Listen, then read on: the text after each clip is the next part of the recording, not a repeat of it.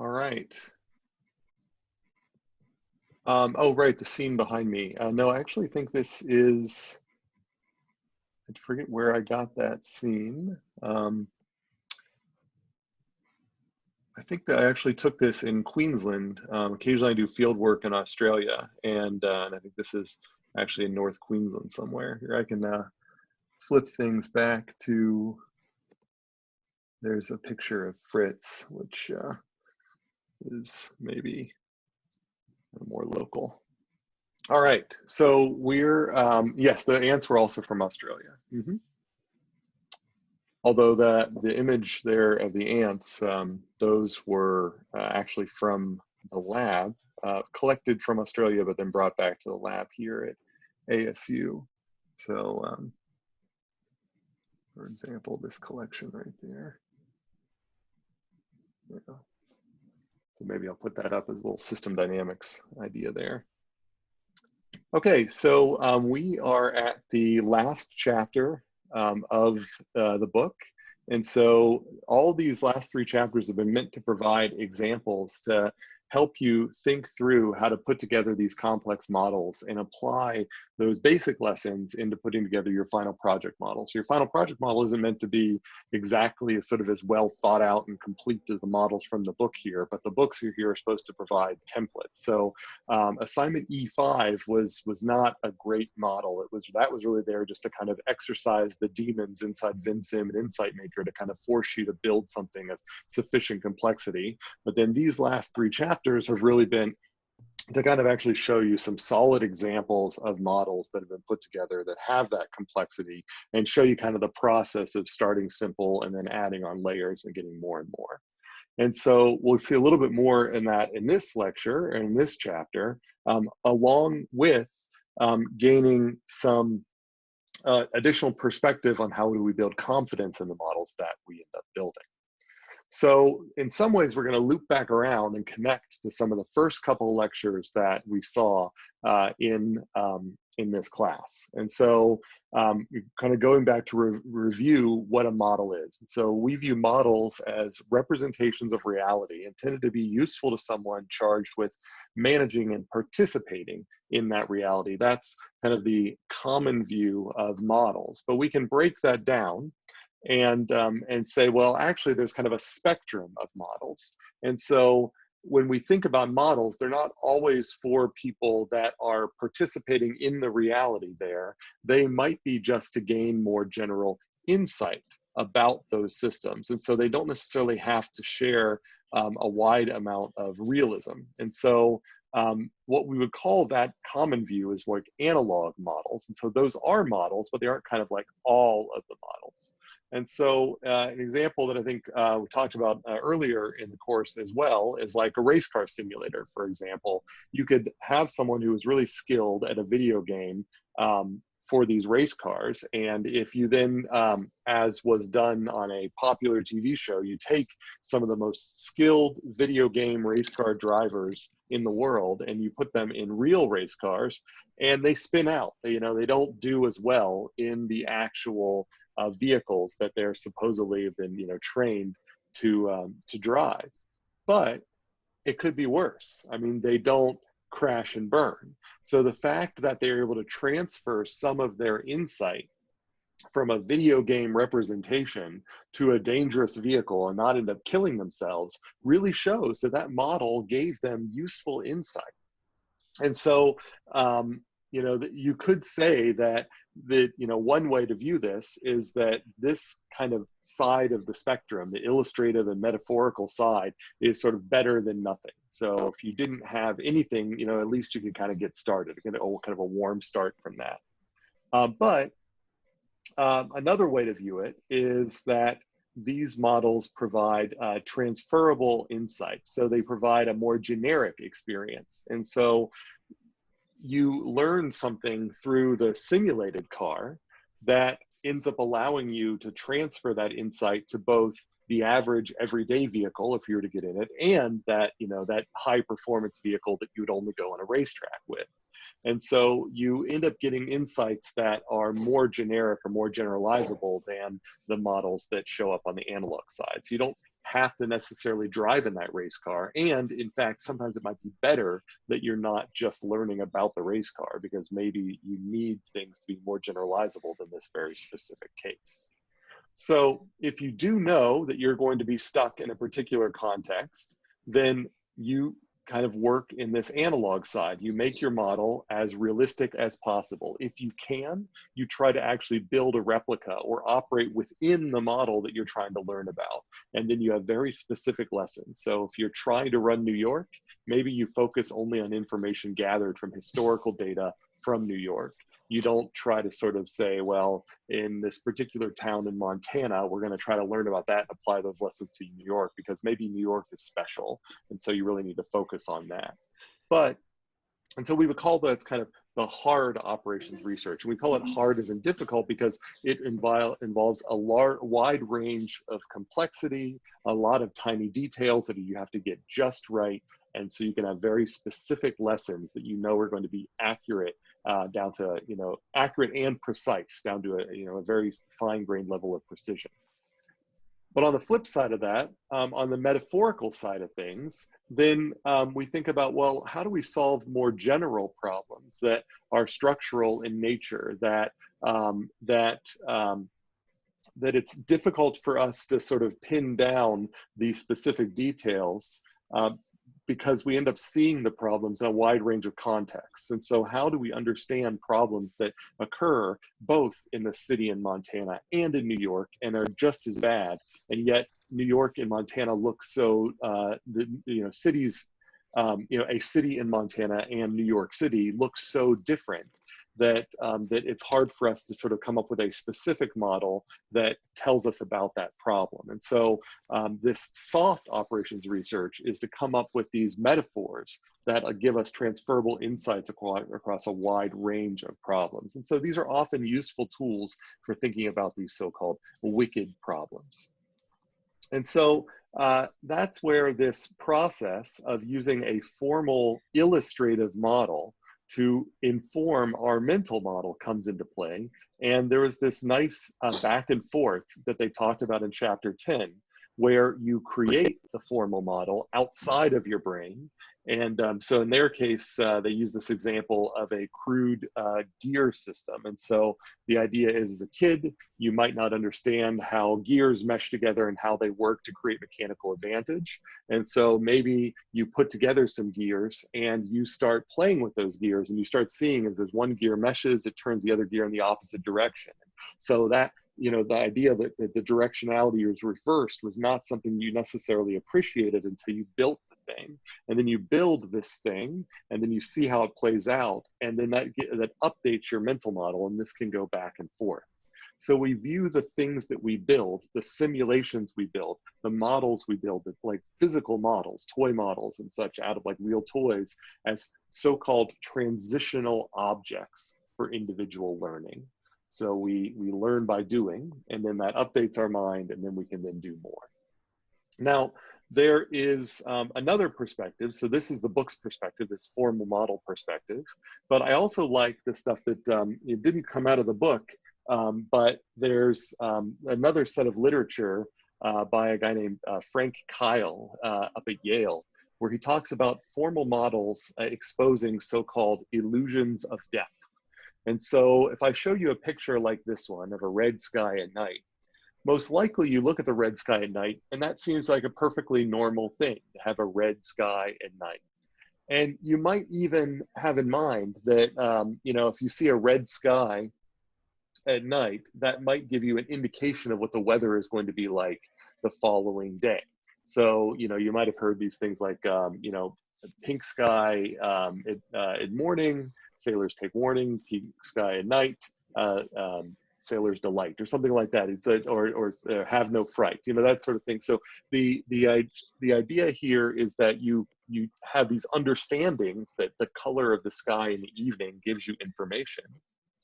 And I'll get to this question here in a second, but we don't exactly understand why that is. So if I then ask you to say, why is the sky red?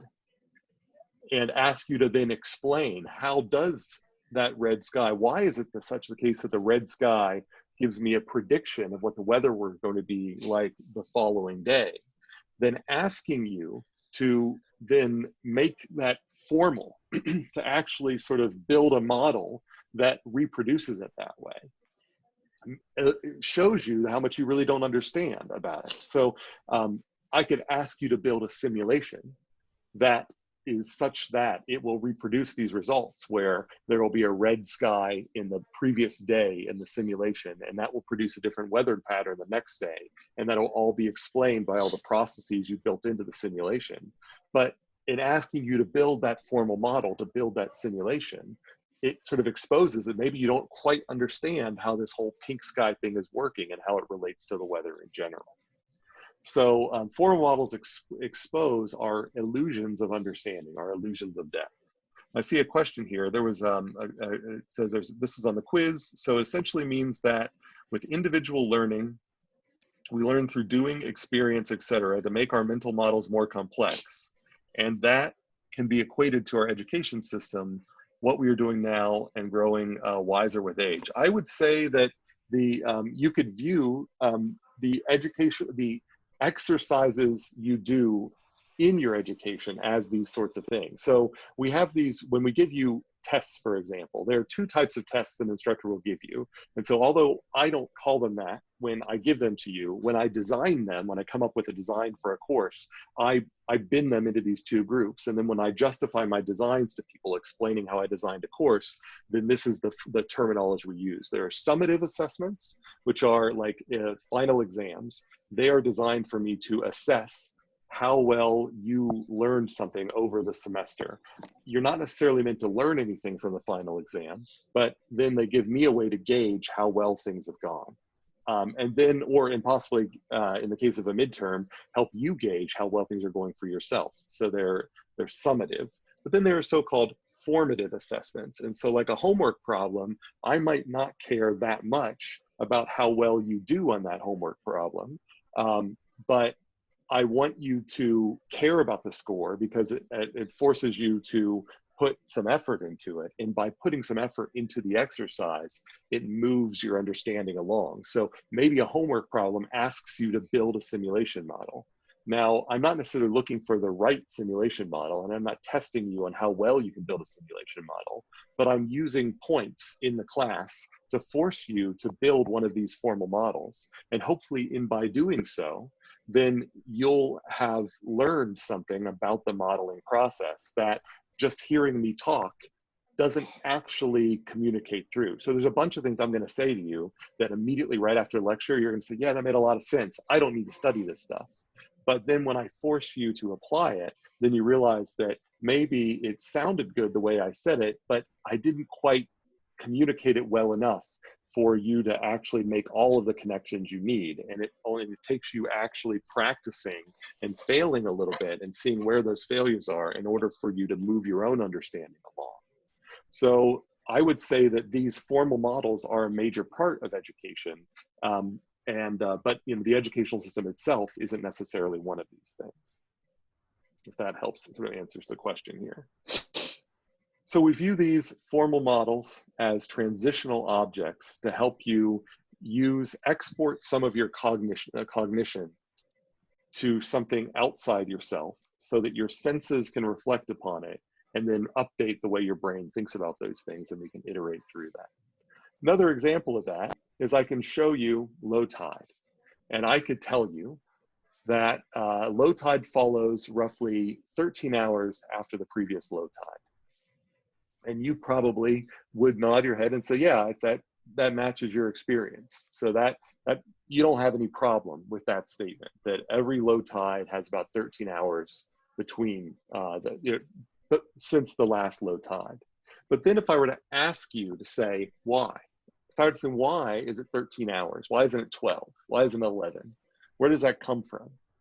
Then you might say, well, it's something to do with the moon.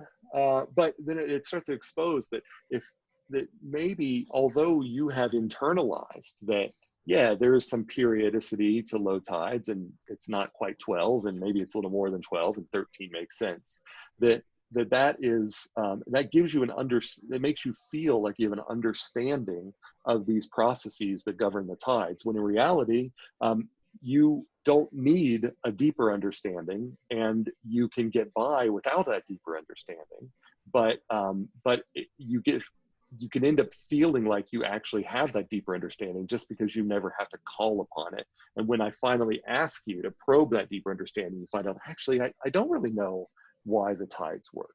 And so forcing you to build a formal model that, I could ask you to build a simulation model of the dynamical system that involves in one sector the moon, in another sector the earth, and how these two things work together. And it's all physics, it's all differential equations. And so all those dynamics are actually pretty easy to represent in stocks and flows.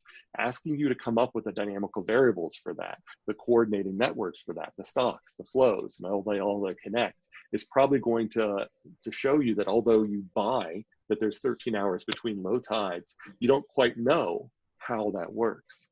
And it would be a formative exercise. So it helps form your, fill out this shallowness, it gives you depth by forcing you to try to build a model that actually can generate those cycles. And then similarly, so and even get simpler than that, I can go on and show you a ballpoint pen. And you probably understand how to write with a ballpoint pen. You probably could pick up that pen and you would know to click down on the top, and the tip would come out, and you could write with it, and you could retract it, and you know that maybe that could keep it from drying up. So you'd say, yeah, I understand a ballpoint pen. But then the classic example is that, okay, let's take the pen apart. How does this pen work? Where do all the parts go? This would immediately, you might not know how all the different parts go together. By playing with the pen, you might figure out that, oh, the spring goes here, and then I put the pen in here, and this ring goes here, and that you'll start discovering how it works. And in forcing yourself to put the pen together, then you learn a lot more about how the pen works. You still can use the pen before and after, but then afterwards, after putting it all together, you have a deeper understanding of how the pen works. And that came from building a model of a pen, by actually having to construct a pen and regenerate how a pen works from its parts. Then we were able to fill in that depth. Whereas before, we only had an illusion of depth. We thought we understood how a pen worked, but really we just understood how to use a pen, not how it worked. So formal models as transitional objects. Even things like setting the table. You might know where to put the fork, where to put the knife. But can you really tell me why the fork is on the left? That's you say, well, I've always put it on the left, but why? Where did that come from?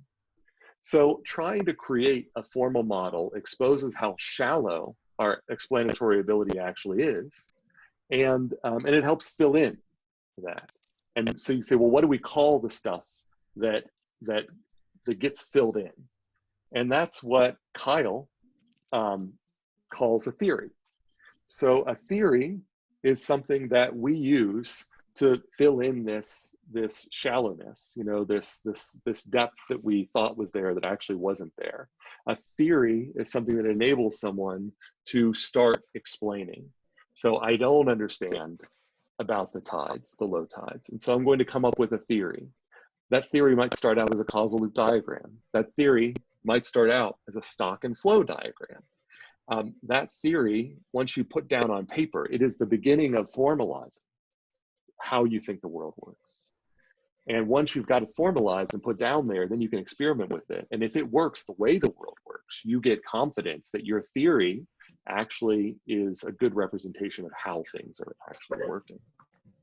So the shallows of explanation are a consequence of us trying to give explanations in the absence of theory. I know, if I go to the beach, I know when to go out to the beach, and based on the tide schedule, but I don't know how that tide schedule works. So I can operate in the world without theory. But once I have theory, I can not only know when to go to the beach, but I can actually tell you how the beach works. But I need to build that theory, need to build those simulation models, and I need to validate that theory, build confidence in those models. And then once I have confidence in those models, then I can start giving confident explanations for how things work. And maybe it doesn't matter if we're going to the beach. When it comes down to like coming up with policy implications, like saying, should we tax these people or tax those people? Should we build this road or that train? Without having a theory, then we really can put ourselves in jeopardy of making really bad decisions because we don't really understand how the world around us is working. And we can never know exactly how it's working, but we at least need to build a theory of how it's working and build confidence in that theory before we can make decisions. So getting back to the chapter, then in the chapter, translating here, then what we're saying is that what you've got in your head, your mental model, that is your current explanatory ability. And when you find yourself not being able to explain something, I don't quite know the answer to this question, this research question, I don't really know how this works.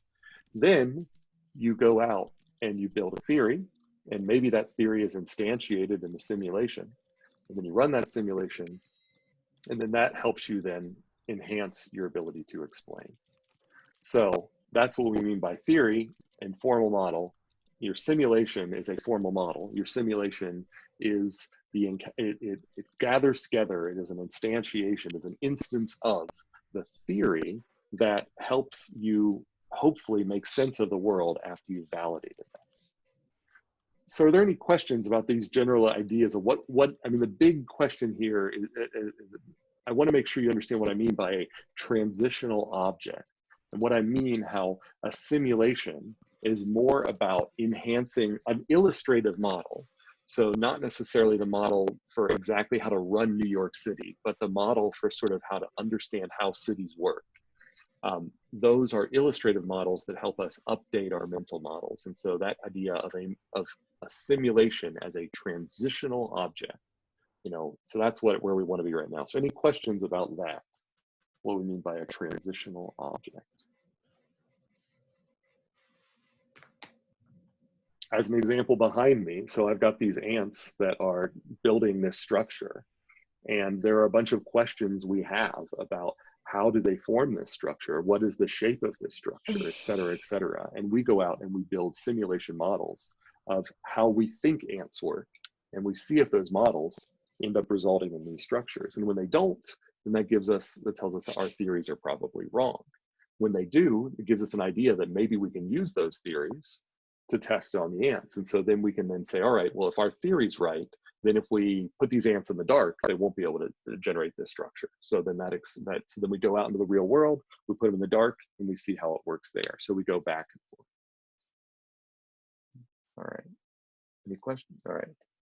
Could such a transitional model, question from the chat, could such a transitional model strategy be utilized to develop a business plan? Absolutely. So you could say that you could have you would like to make an argument that the world needs a particular widget or a particular service that is not currently provided. And you could use models to show that if that service existed, that it would make a major impact and maybe be very profitable.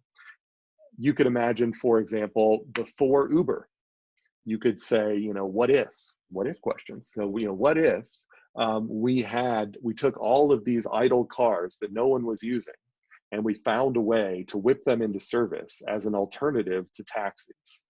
And you could imagine simulating cities where you had a bunch of idle cars, and you could use that unused utilization to end up shuttling people around and see how the difference would be, and see how much buy-in you would need for that to become profitable, et cetera, et cetera, et cetera. So absolutely, you can view a simulation or a model as a way in which you enhance not only your understanding, but the understanding of stakeholders who you would like to get them to invest in your ideas. And we'll actually get to this idea of models as bringing people together in the next couple sections here of this lecture. Any other questions about this idea of a transitional object?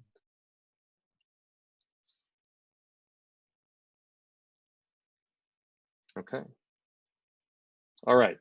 So So now I want to sort of revisit this idea that we talked about earlier in the semester. Models are defined by how they are used, not what they're made of. So a model doesn't have to be mathematical. A model doesn't have to be a computer simulation. It can be, but it's really defined by how you're applying that model. And the way Keil said this is, he said, well, you know, the normal usage of the term theory, so remember, model to me is theory to Keil. So the normal usage of the term theory has never required a theory of everything. So his point is that a theory for how the agent for mad cow disease works does not require you to regress down to the physics to be a legitimate theory. And so we can understanding how mad cow disease works without having to actually put every single detail of how the underlying world works. And so it can be a useful model, even if it doesn't explain everything. And so the emphasis on modeling is on aiding understanding rather than replicating every single aspect of a reality. So that's kind of an important point. The other thing that models help us do is they help us form shared understanding. So they help us communicate and come together. Part of the reason that I have asked you to work in groups on your final project is so I know that groups, people always get dinged in their evaluations about like, oh, they made me work in groups. Well, this class is sort of one of the things that this class always has group work regardless of who's teaching it. But aside from that, one of the reasons we have that is that part of the reason we put you in groups for this class is that the model that you are building together as a group is supposed to make you feel like it is actually enhancing the way that you communicate with each other about a complicated problem. So the idea would be is that one of you in the group has a whole mental database from your past experience, from all the courses you've taken and so on and so forth. And your mental database is vast. And the group mate with you that you're working with also has a similar vast mental database, but they're different mental databases. And you both can contribute to this shared model. And so all four of you come together and you work together on a formal model. And that formal model takes aspects of all of your understanding and makes it easier for you to incorporate all of these ideas together and communicate with each other and hopefully learn from each other and create something that's synergistic, that's sort of bigger than the sum of its parts. And as an example of that, this is a research paper that actually this author here, so this was written in 2018. So I got my PhD in, I think 2010, but this was my PhD advisor, Kevin Passano. So I was not affiliated with this work.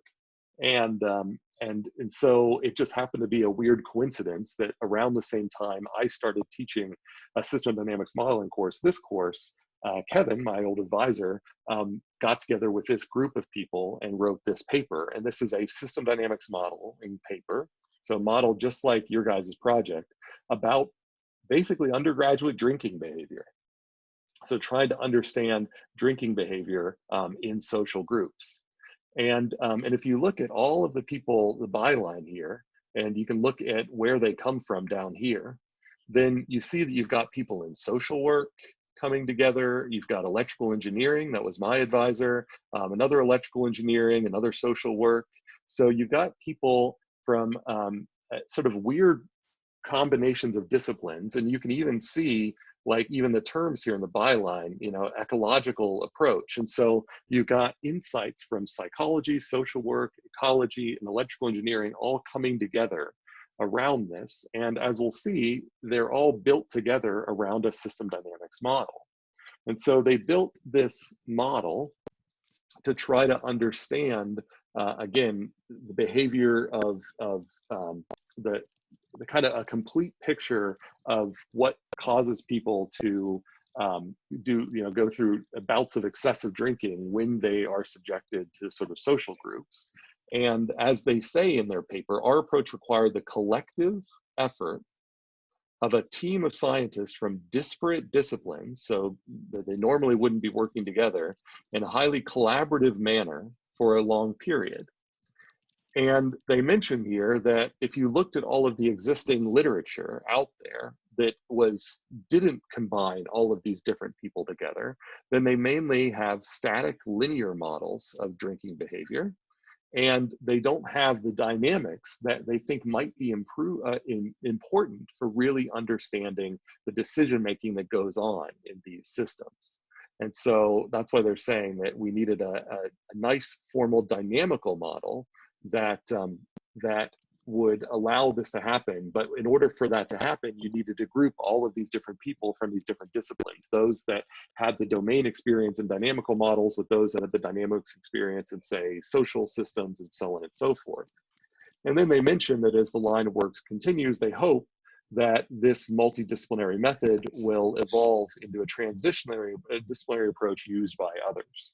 And so this is an example of how a bunch of different players can come together and build a model together and enhance each other and enhance the broader literature in a way in which the kind of smaller groups could not do by themselves. And that's kind of what we're trying to get you to do when you come together. And so formal models help us organize this kind of cognitive division of labor. Again, people from with different skill sets can come together and blend all their skill sets together in one, we'll say, central transitional object, which we call the formal model. So, and if you think about it, and you go back to these examples that we talked about before, could any one person explain how to build a ballpoint pen from scratch? And by from scratch, I don't just mean if I give you the parts, can you put it together? But I mean, like, how do you build the plastic? You know, how do you actually form all of these different parts? How do you bend this spring? Where does the metal that makes this spring come from? Would it be possible for any one individual on Earth to be able to tell you all of the steps to go from natural resources to completed pen? And then you could shift that and say, well, what about a simpler problem? What about a pencil?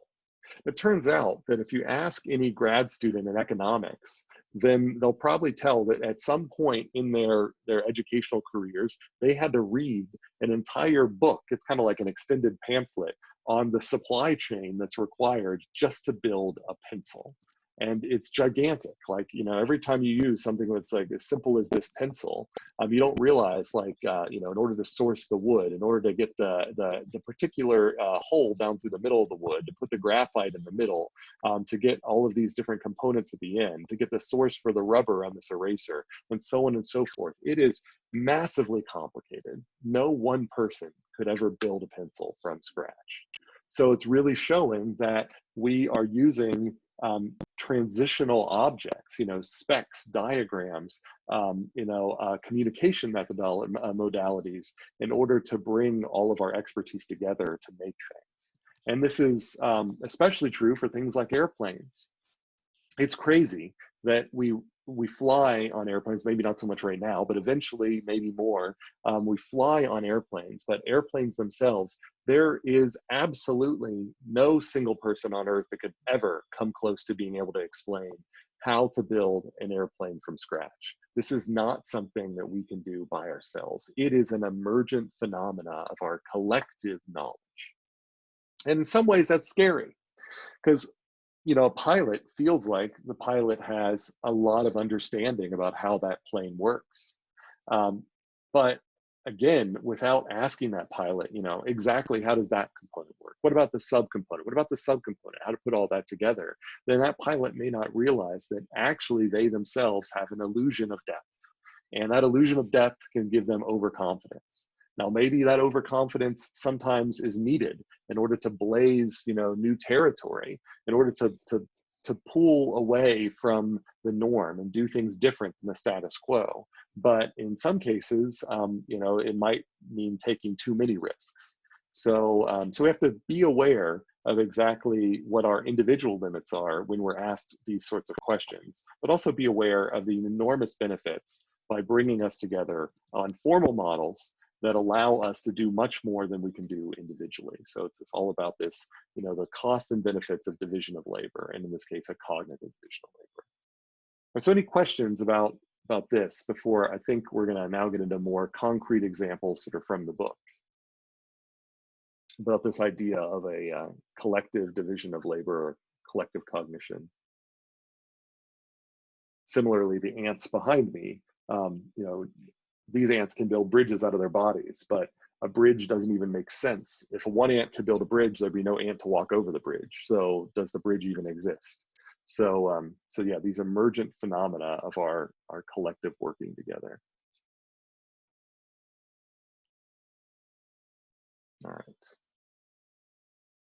All right, so getting back to getting a little more concrete and actually bringing some stock and flow models back up into it, then let's start thinking about how we build confidence in our models. So earlier in the semester, there were questions about are we sure that we made a good decision when we build these models? And that's what we're getting into here.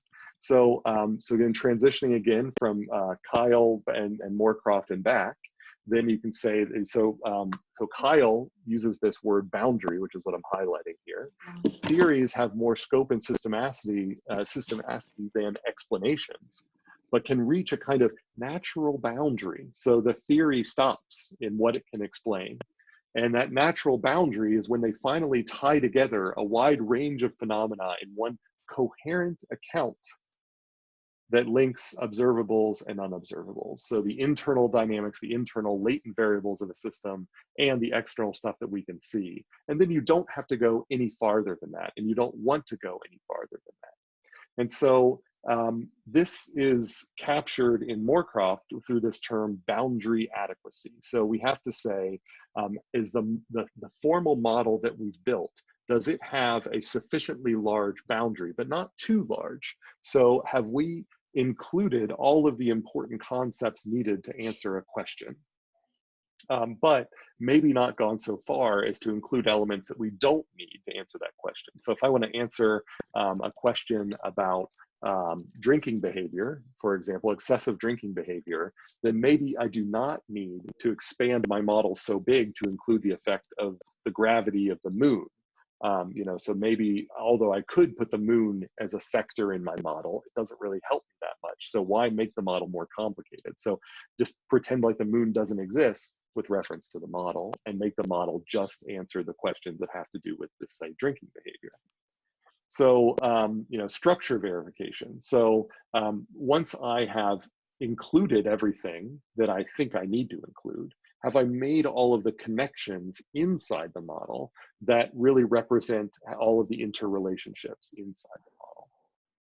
And then more low level, once I've made those connections and I start forming the formulas, then did I write the right equations? Maybe I used a division when I needed a multiplication. Well, the dimensions end up giving you confidence that you created the right equations. And so for assignment E5, some of you, so I purposely gave you a birth rate and an average lifetime. And so on one side in the births flow, you had to do a multiplication of population times the rate. And on the death side, you had to do population divided by the time. And the use of whether you're supposed to do a multiplication or division could be predicted by looking at the units, because I knew that the flow in both cases should be people per unit time. So if I've given you a rate, the only way I can give that is by doing population times the rate. If I've given you an average lifetime, the only way I can get people per unit time is to do people divided by that average lifetime. So do we get consistent dimensions? And that gives us confidence that we've come up with the right equations. There could be other equations that also have consistent dimensions, but there are more equations that have the wrong dimensions than there are the ones that have the right dimensions. Parameter verification. So once I feel like once I have all of this confidence here, then the next question is, how do I set the numerical values of these parameters? And that's going to take from going out to Google and searching, or asking experts, how many people are born in a year in Phoenix, for example? So you have to go out and actually go and find numerical knowledge on the systems that you're trying to simulate. And then once you've done all of that, then one last test that you can do is you can say, in order for me to get confidence in my model, can I stress my model in a way that is unrealistic, but to see if it produces results that make sense to me? Because it might be that, for example, let's say I have an unemployment rate that's a parameter that comes into there. And when I set my unemployment rate to 4% or whatever it is, and I don't even want to speculate on what it is now, but if I were to set my unemployment rate at a particular value and I move it around a little bit, then maybe I don't see many variations in the output. And so I think that my model's working. But I know that if I crank my unemployment rate up to really high, like 60%, then I should imagine that if my model is simulating the economy should crash. But if I crank my unemployment rate in my simulated model up to 60%, and now the economy flourishes, then that sort of suggests that maybe I got a sign wrong. Maybe there's a negative where I needed to be a positive, or maybe there's an inflow that should be an outflow, or something like that. So by taking your parameters and putting them well outside of the ranges that you've determined here, and then seeing if they change in the desired way or in the wrong way, then that gives you an idea of whether you need to go back and check if things that would not be caught by dimensional consistency could now be caught. So this is another kind of check. And then once you've done all 5 of these, then you get good confidence that maybe your model is in good shape. So let's give an example here that's out of the book for this SOAP example. So, and this is a real example from Morecroft's experience working in consulting for strategy of these business groups. And so he's changed the names here, but this was actually something he did for real people producing soap in the UK market. And so he was working for Old English, we'll call it, and they have some competitors. And so the idea is they wanted to sort of simulate different ways they could reinvest in products that they were putting out and to see how that would affect their market share. And so they built kind of these 2 sectors here.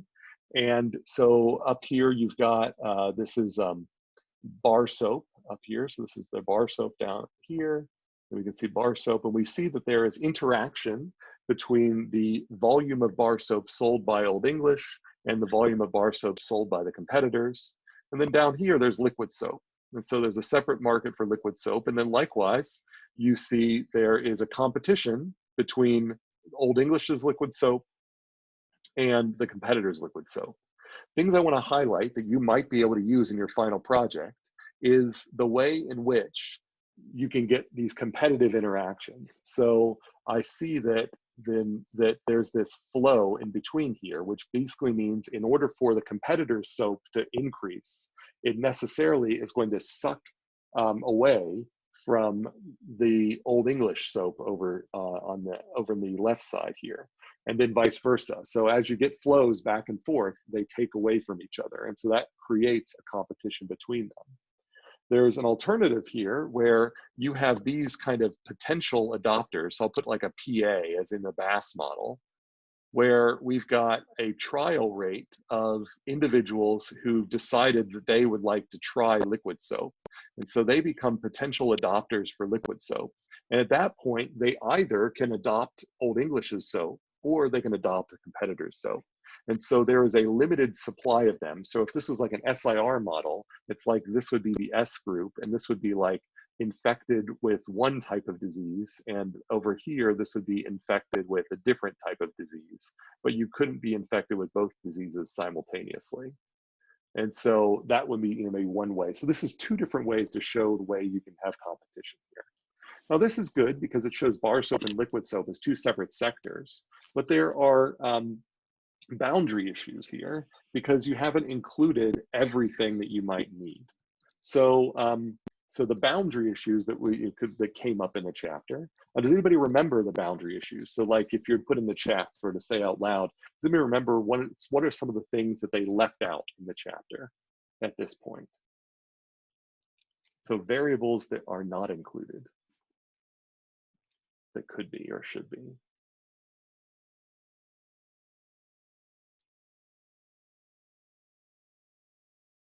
I see different types of competitors, and that's right.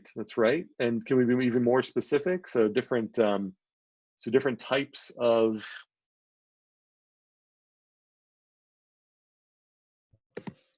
There was the supermarket competitor, and then So like, another. so I guess there are two different ways we could go for different types of competitors.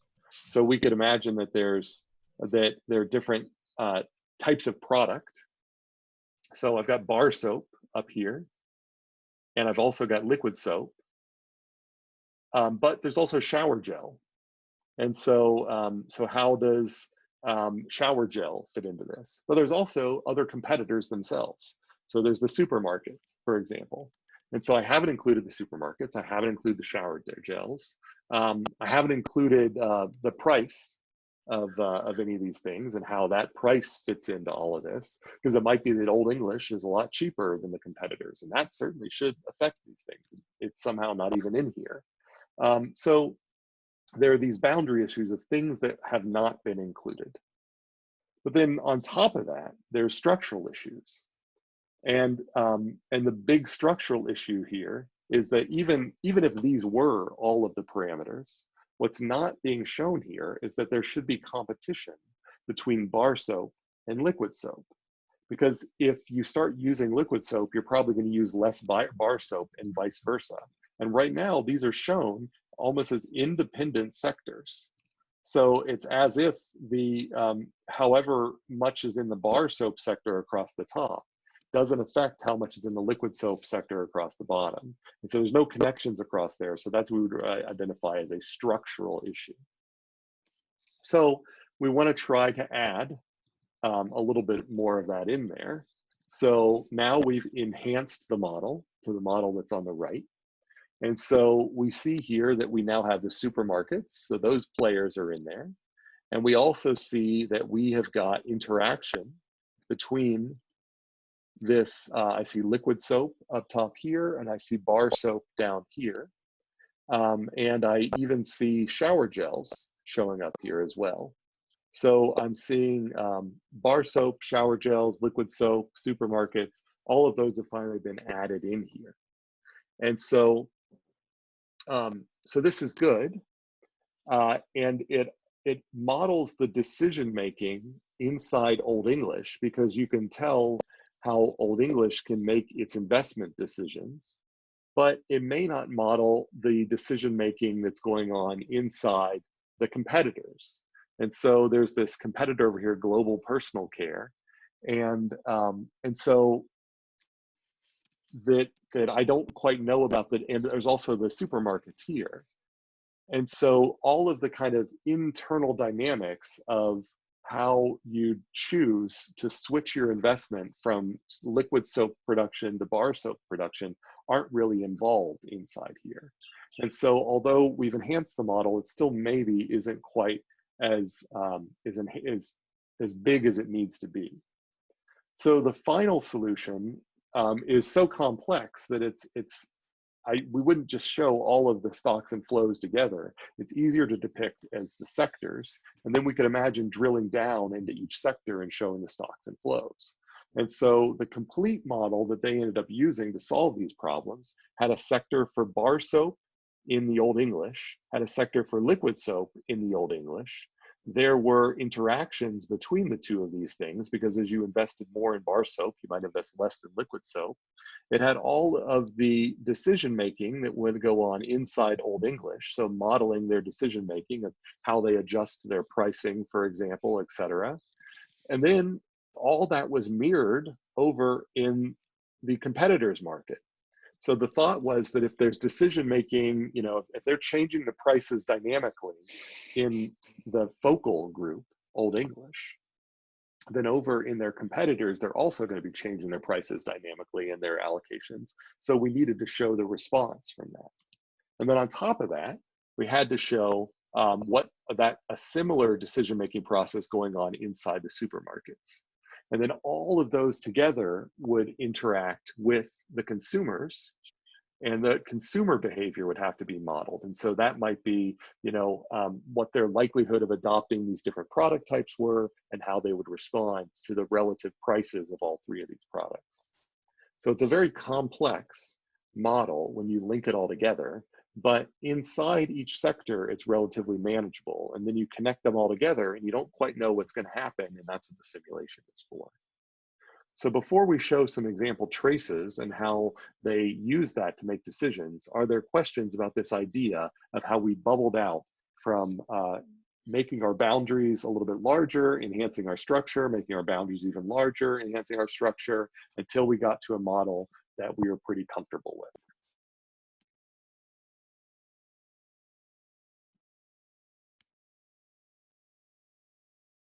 All right. So we sort of focused on this, these boundary and structural first. So now let's think about these more refined tests of the model structure. Stop looking. So now that we've built a model that we're pretty comfortable with, we need to make sure that the kind of fine-grained details are set correctly. And so we're going to zoom in, for example, on some stocks that we might find inside one of those sectors like this. So we're now looking at the stock that keeps track of the Old English bar soap volume. So this is the traditional bar soap. And so they've got flows that refer to the changes in that bar soap, and as well as how much that is being switched into shower gel. And so now they're trying to come up with the formulas that go inside these flows. And so our first check is dimensional accuracy. So if I look at the traditional, the substitution rate right here, which is this underlined term here, then I know that I want that to be whatever units are of this stock divided by the time units for the simulation. Now, my stock units, I have decided, are going to be in thousands of tons per month. So that my stock is itself a rate. So I'm measuring my stock of soap by how much I'm selling per month. So it's a little weird that the stock is a rate, but that means that the rate going in and out of that stock needs to be a rate of a rate. So that's why I'm expecting the units in that flow to be thousands of tons per month per month.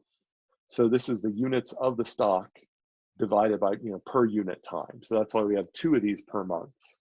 So we then need to make sure that this stock we're going to bring in the current amount of bar soap volume. And so that comes in right here in the formula. And we need a conversion factor that converts from the tons per month to the tons per month per month. And so that suggests that we need to multiply by some conversion factor that we're going to call the rate of substitution. It is how quickly you convert from bar soap to shower gel. And to figure out the right units for that, then we know that we need to start with tons per month, and when we multiply it by this conversion rate, the conversion rate needs to tack on another per month. And so that's why we're expecting the units to be in rate units. So this fractional rate of substitution will be some number per month. So that's the rate that we're kind of looking for here. And if we can come up with a rate in that terms, that so we don't, like, if somebody were to give us a number, like this is how long it takes for somebody on bar soap to switch to shower gel. We could say it takes a year for someone on bar soap to switch to shower gel. Then in order for us to put it as that fractional rate of substitution, we know we need to do 1 divided by a year in order to put it into these per unit numbers before we can put it into this fractional rate of substitution. So we use the units to influence us there. And then how do we come up with this number? Well, we're going to need to go to Google or go to our experts who work in the company and ask them to look statistically and see how long does it take for someone to convert from bar soap to shower gel. And then we put in a realistic number there. And then if we wanted to, then once we're sort of confident with these first 2 parts, that we've gotten the dimensions right and we've gotten good numbers for our parameters, then we might temporarily want to take those parameters and crank them up very high or very low and make sure that all of the other dynamical variables change in the expected direction. So we kind of do a stress test of our model to see if it, by pushing it in certain ways, it moves in that way. And if it moves in the right way, so if suddenly we make things convert very quickly from bar soap to shower gel, then we would sort of expect to see a huge surplus of bar soap and a deficit of shower gel because everyone is switching over to that. And if we saw the opposite, then that might suggest that we maybe did things backwards and we need to go in and check our model to make sure things aren't going in the wrong direction. So after we do all of that, we're ready to actually simulate the thing. And we end up getting trajectories that look like this. And so this smooth line, line 1, right here, line 1, in the legend up here, is the simulated antibacterial liquid soap volume. If we then look at real data and plot that right alongside it, so you could imagine exporting your data from VinSim and then plotting real data alongside it if you had that real data, then we see that although our real data has variations that our model doesn't explain, it explains the general shape of our real data. And so that's good. For all we know, those variations, maybe that has to do with with the moon or whatever, or things that we don't have as much control over. But as long as we get the rough shape of it, then we can still learn from this model. So that gives us confidence that we've done well with this model. So we've now got a model that fits the data. So our next step is to try to learn from that model. And if we learn something real from the model, that is our ultimate test that we built a good model. And so what we're going to do is we're going to take that model and we are going to turn off the competitors and the supermarkets and then gradually turn those back on to see how they change.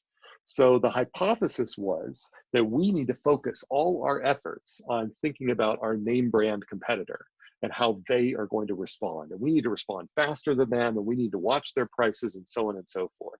So the goal is to see how well we do compared to different strategies that go on at our name brand competitor. So when they look at the model, they've got this line 1. This is our company with a first mover advantage. In other words, they are the first ones to jump on and start putting out, let's say, liquid soap or whatever, the alternative to bar soap. And so we end up getting this line up here, and it shows this is a measure of our sales volume. So we achieve this market share if we assume that no one responds, no one puts out a competing product. Now, when we end up turning on the competitor, the name brand competitor, but don't turn on the supermarkets, the generic competitor, then it turns out our market share decreases some, but it doesn't actually change that much. So really, we don't lose that much market share to our competitor. And so that's a good thing. But then when we turn on the supermarket, the generic, then we find that although our market share rises at the same rate as the other two cases, eventually, over time, the generic competitor ends up causing our market share to decline significantly. And we end up really reducing sales because that generic competitor kicks in and starts sucking away all of the customers. And so they all start buying generic, or at least a large fraction of them start buying generic. So even though the company at Old English was mainly focused on the name brand, they weren't thinking about the supermarket one. But because we included the supermarket and were able to play with that generic, then that exposed the misconceptions. It exposed their illusions of depth. And it showed that they need a deeper internal model that includes not only the name brand competitors, but also the generic competitors, because it's those generic competitors that have the most change in the market share. So that's really the major threat. The threat's not from the name brand, it's from the generic. So that's what you can learn from the model. So overall, so that's kind of the process. So are there any questions about this basic idea of how these ideas of boundary and structure and dimensional adequacy were applied to these models, and then how the models were then used to learn something that was not known ahead of time, or just generally about this soap story in general? Any questions?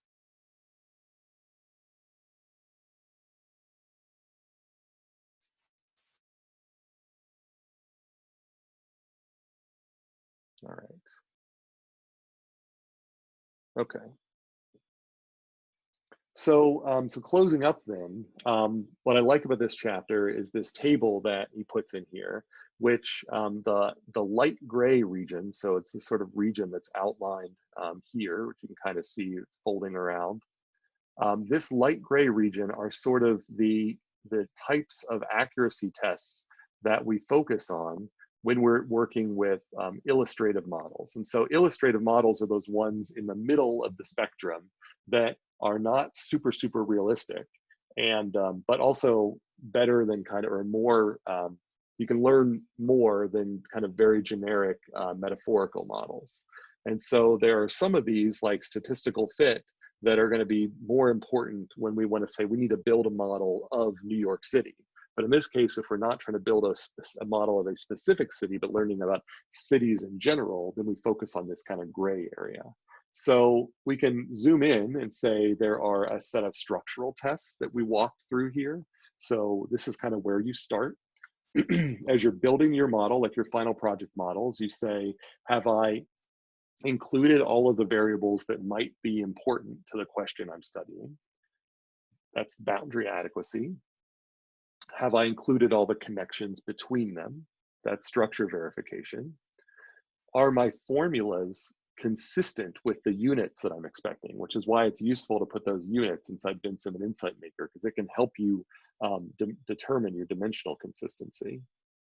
Once I've done that, can I go in and can I take my parameters that I maybe haven't set quite perfectly yet, and can I put them at wide wide ranges, varying from where I would expect them to be, and does my model change in the expected direction, or does it change in the opposite direction? If it changes in the opposite direction, then that kind of indicates that maybe my logic, my reasoning is backwards, and I need to go in and update some of my formulas, maybe change a plus to a minus, etc. So that's your kind of extreme conditions. And then it's a little harder to do this because you might not know exactly what city you're sort of focusing on. So for the generic city, it might be hard to figure out what the right parameters are. But if you were to Google out there and say, across cities, what is the average birth rate or something like that, or the average consumption of electricity, then you could come up with some proxy which represents kind of a prototypical city. And that would go in there as the parameter you'd end up choosing. So once you've done all of those tests, then you run the model and you say, I'm going to then see, does this model make sense in terms of a visual fit? So in, I think the previous chapter, when we talked about the model of growth in a city, then we saw that the model that was produced had this kind of, these oscillations, a growth in a city, and then it had oscillations here, and it took about 100 years for those oscillations to start and the growth to stop. And then if you looked at a real city, a real city also took about 100 years. And so it shows that we can end up reproducing the right time scale or length scale that we're kind of expecting in our simulation. So our simulation looks plausible. It looks like it may not be an exact city, but it could look like a possible city. It wouldn't be totally out of this world. And then once we've built confidence that our simulation works, then we go and then we say, can we learn something from it? So we are going to run simulations across a wide variety of scenarios, like they did in kind of the oil scenario, and see that what do we expect from this scenario? And you could imagine, you could ask everybody that before you run your sim. Then you run your sim, and if the sim produces results that are different than your expectations, then you have to ask yourself, does that indicate there's something wrong with the simulation? Or did we just learn something and we should update our mental models? So now that gets to this surprising behavior. So so there's basically different ways that we can play with the model in order to then hopefully learn something, enhance our previous understandings, and fill out some of the depth that we may not have had originally. So are there questions about what I mean then by these tests of the adequacy of these models? What we mean by structural adequacy, the fit of these things?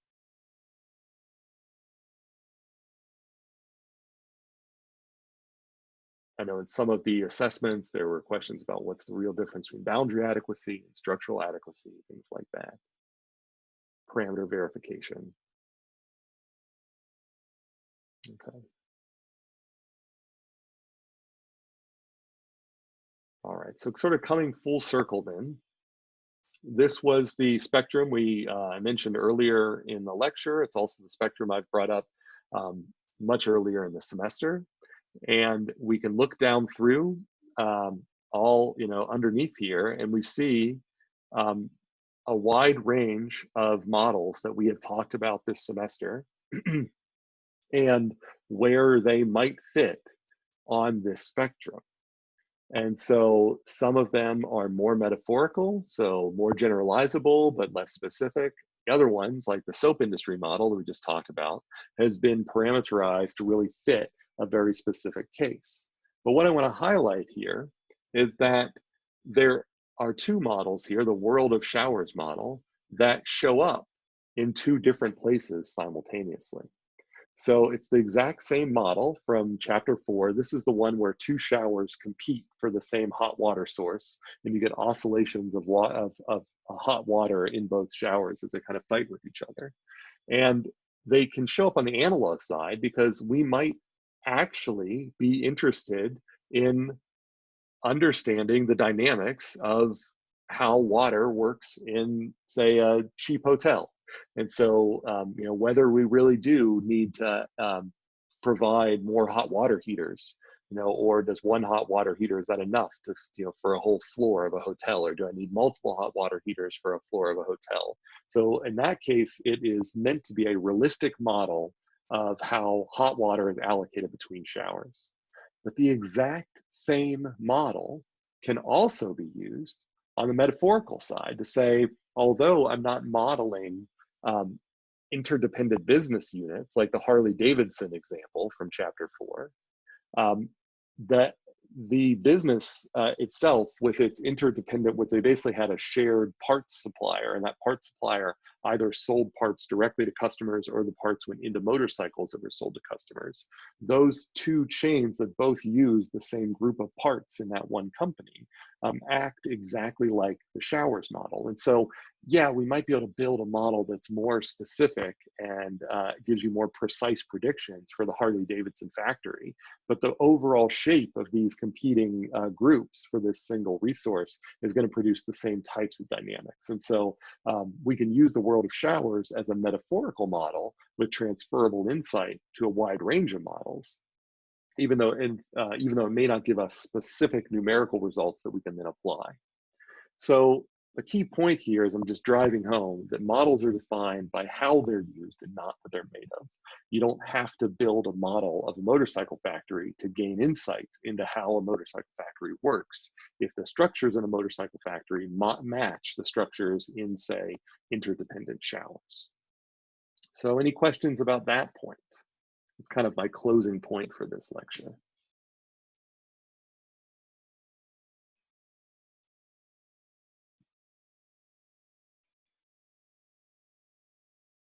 I don't have a question, but I just think this lecture was very interesting. I liked it, so thank you for giving. All right, so moving forward, so we basically, there's a muddiest point due this Sunday.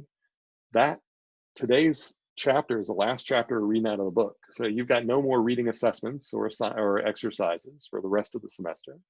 The only assignments really due for the rest of the semester are the presentation that will be due the Wednesday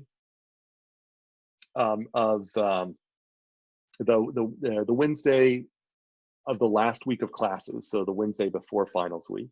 So you'll turn that presentation in by like 5 o'clock. It's a video assignment, so you'll upload that video, and then at 5 p.m.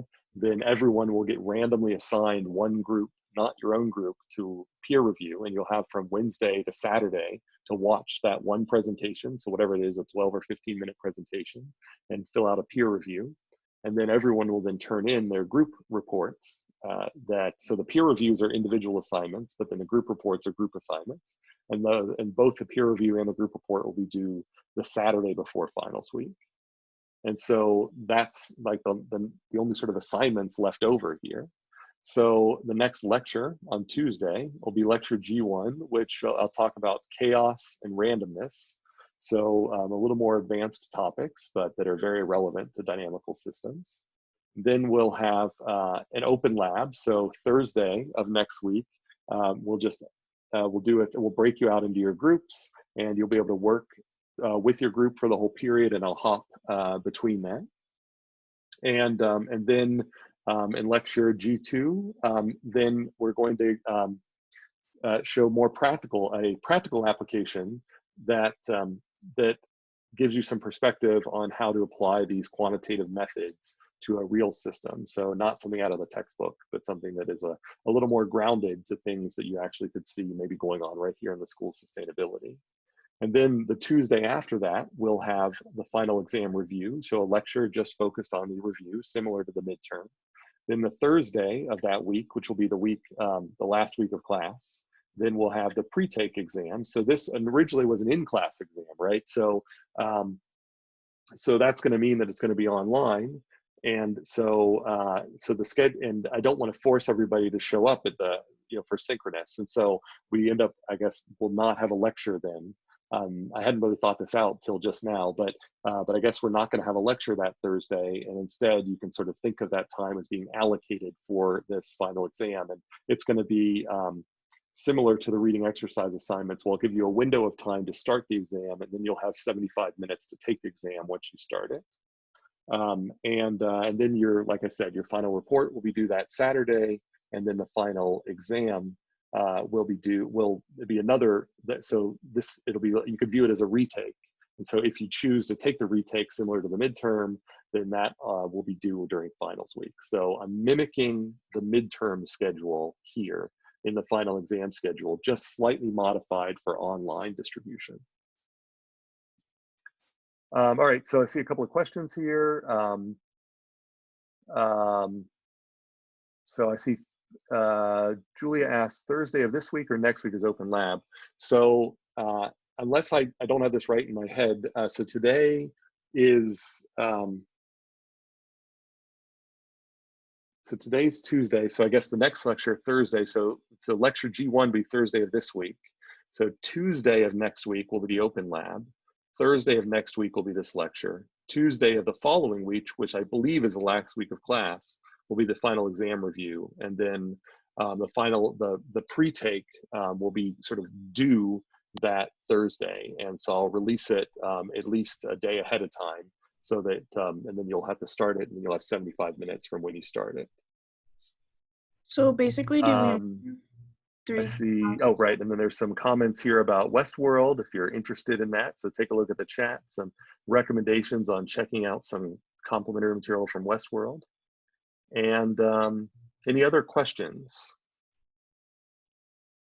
All right, so just because I'm at 4:15, let me put up the attendance exercise here, and I can take any additional questions that people have hanging around.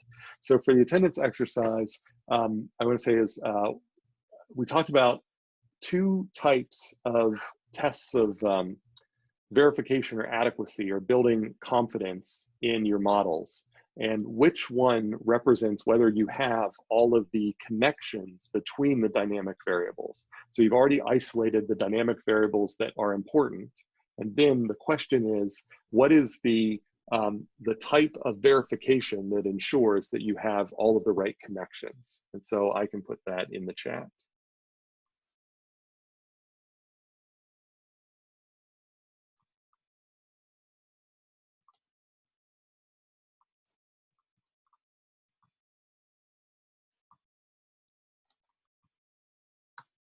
So I just put that question in the chat, and it reads, what type of verification ensures that you have the right connections between variables selected within a model? So it's not which variables, it's given that I have the variables, do I have the right connections between them?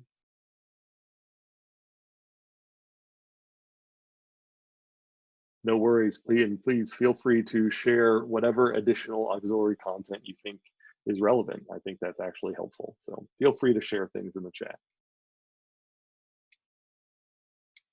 Any other questions? All right, so what I can do is I will stop the recording now. I can hang around in this room until 4:30.